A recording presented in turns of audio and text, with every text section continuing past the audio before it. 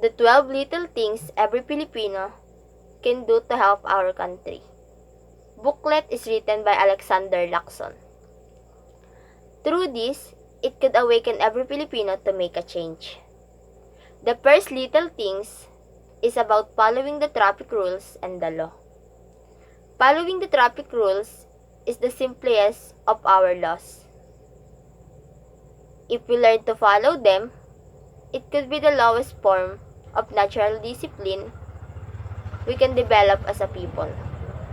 Since it doesn't cost any amount, it should be easy for us to follow the rules. And it is also a good start for us. It could save lives, lessen the quarrels and repairs. Whenever we follow traffic rules, we show our love for our neighbor, our love for the people. The second little things is asking for a receipt. Whenever we buy anything, we should always ask for an OR to help our country strengthen the peso. Every product we're buying has a tax, as the law states that the seller is obligated to remit the tax to the government.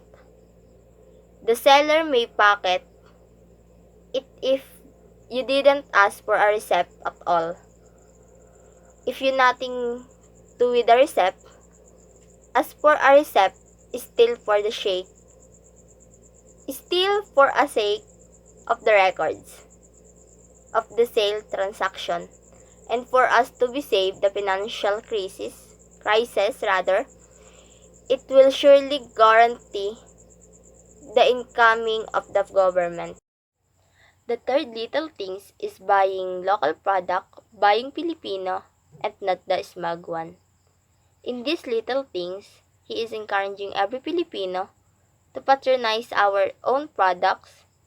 It is good if we buy 10% local product, but he also suggested the 50-50 buying attitude.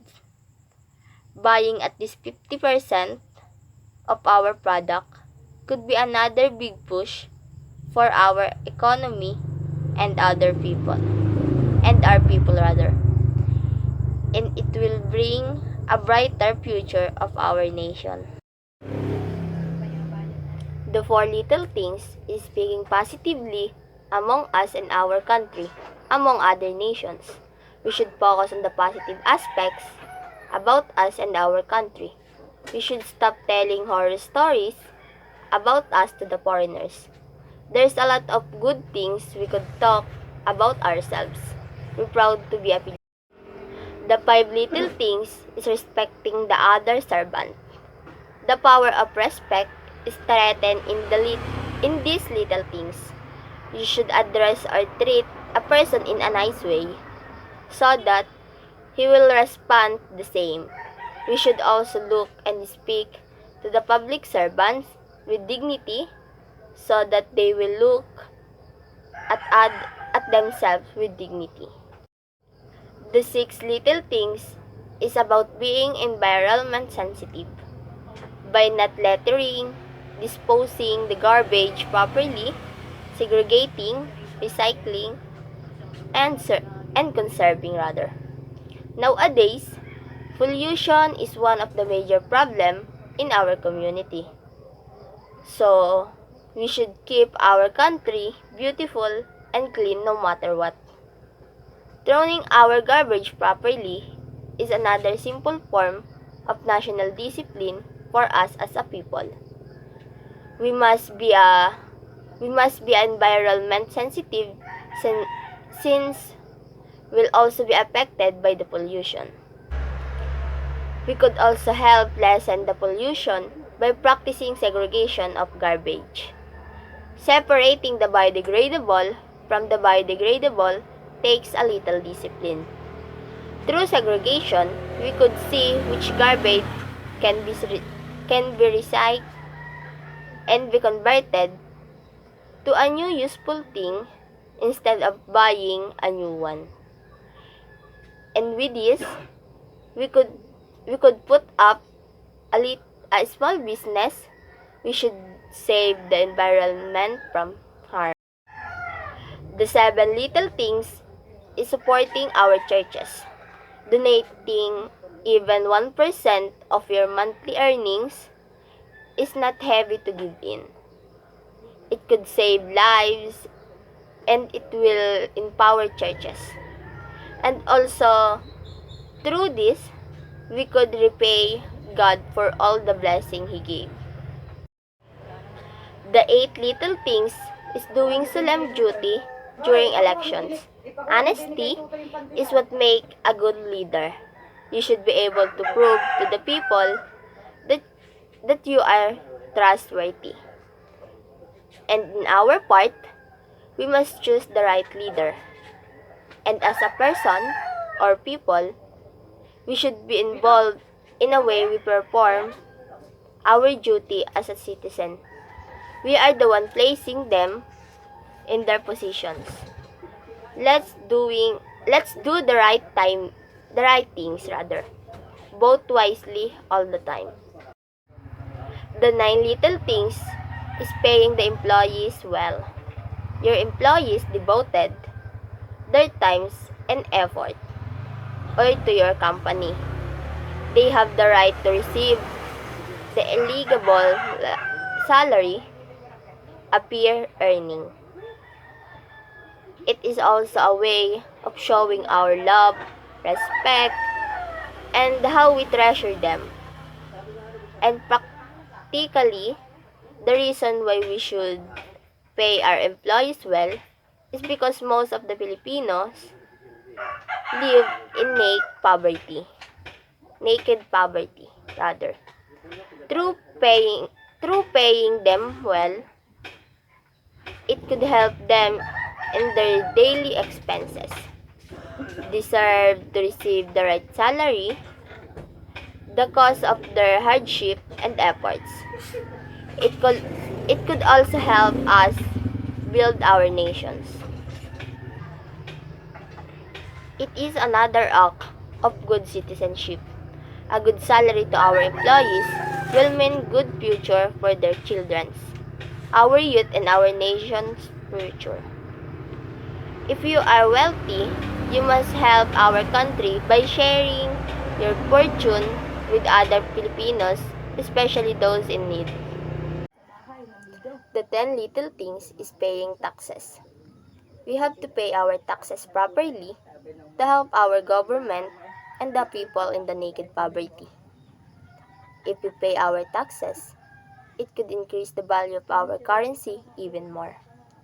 And it could also avoid paying higher interest rates due to our nation's credit standing had been downgraded. Taxes are what we use to buy textbooks, build classrooms, buy most of the basic medicines. It is what we use to pay our all government employees nationwide. So taxes are not wasted completely. The 11 little things is adopting a scholar or a fourth child. With this, you can make a difference in the future of our country by making a difference in the world of children. Every children has its own dream. You could help them achieve it by adopting them and sending them to a school and give them a better future. They are the key to a better future. It is one of the fastest way to close the gap between the rich and the poor in this country. Offer a hand to those in need. Filipinos are known to be hospitable, and it is about time to show everyone how beautiful the people Philippines have. The 12 and the last little things is being a good parents. Teach your kids to follow the law and to love our country. The parents are the child's first teacher. The children first learn at home. If you teach your children the good traits and attitude, they would bring those as they grow up. In the future, we may be parents too. And I believe in Mr. Lacson when he said that becoming a good mother or parents is one of the simplest acts one can do to make our country and our world a little better. When you are a good parent, you raise good children who will most likely become good Filipinos and citizens in the world.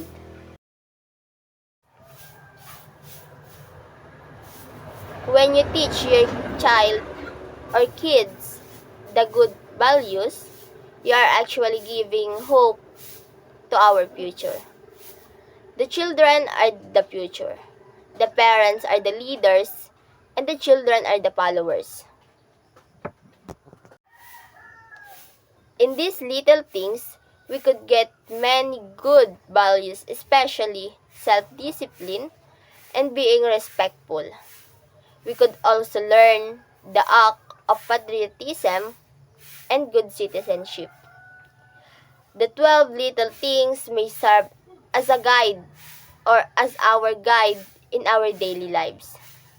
We should spread the little things to everyone, and let's help each other hand in hand for a better future.